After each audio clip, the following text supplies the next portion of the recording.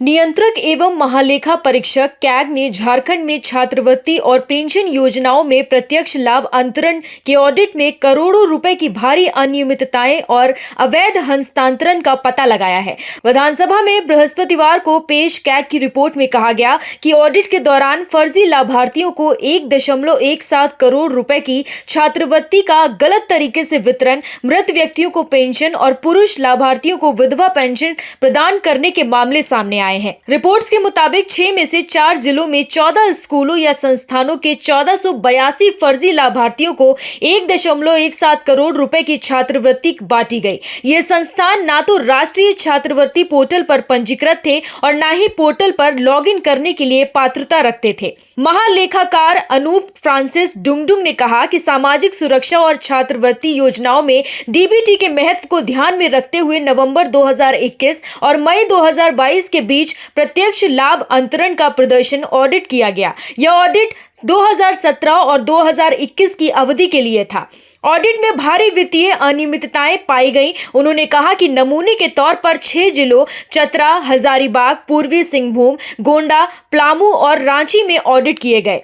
महालेखाकार ने कहा कि ऑडिट सीमित जिलों में किया गया। यदि सभी जिलों में ध्यान में रखा जाए तो अनियमितताएं बहुत अधिक हो सकती हैं। अनुसूचित जाति, अनुसूचित जनजाति, पिछड़े और अल्पसंख्यक समुदायों के लिए छात्रवृत्ति योजनाओं के क्रियान्वयन, सामाजिक सुरक्षा पेंशन योजना और डीबीटी अंतरण के लिए उपयोग किए जाने वाला योजना विशिष्ट सूचना प्रौद्योगिकी मंच ई कल्याण झारखंड की प्रभावशीलता का 6 जिलों में ऑडिट किया गया। इसके अलावा जो लोग मर चुके हैं उन्हें पेंशन और पुरुष लाभार्थियों को विधवा पेंशन देने के मामले भी सामने आए हैं। विधवा पेंशन से जुड़े मामले की जांच में पाया गया कि पुरुषों को भी विधवा पेंशन दी गई।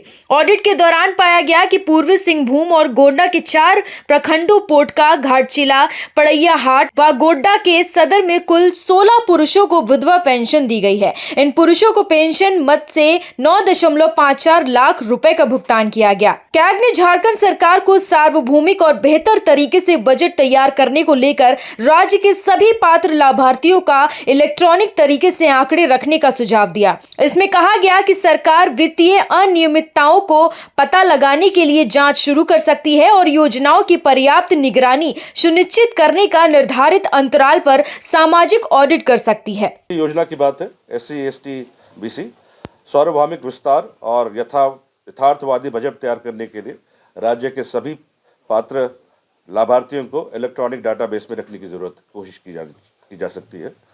आवेदनों की पात्रता के सत्यापन के साथ साथ भुगतान के लिए निगरानी और नियंत्रण प्रणाली को मजबूत करने की आवश्यकता है ताकि अनियमितताओं, विचलन की जांच, रोकथाम करके योजनाओं के कार्यान्वयन को प्रभावी बनाया जा सके।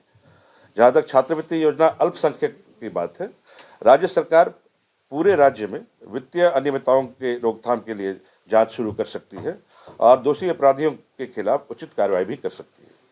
राज्य सरकार एक उपयुक्त तंत्र के माध्यम से और उपयोगकर्ताओं के खिलाफ जवाबदेही, जिम्मेदारी तय करके केवल पात्र लाभार्थियों को लाभ का प्रावधान सुनिश्चित कर सकती है। जहां तक सामाजिक सुरक्षा पेंशन योजना है, राज्य सरकार लाभार्थियों को समय पर पेंशन वितरण सुनिश्चित कर सकती है। राज्य योजना के कार्यान्वयन में प्रभावी बनाने के लिए आवेदनों और भुगतान की पात्रता के सत्यापन की निगरानी और नियंत्रण तंत्र को मजबूत किया जा सकता है। जहां तक ई कल्याण का IT ऑडिट है, हमने रेकमेंड किया कि परिकल्पित सुविधाओं को एप्लीकेशन में शामिल किया जा सकता है। रैपिड रेप्लिकेशन रोलआउट प्रोजेक्ट के तहत कार्य के दायरे के अनुसार एप्लीकेशन को आधार eKYC के साथ एकीकृत किया जा सकता है और ट्रेजरी बैंकों के साथ जोड़ा जा सकता है।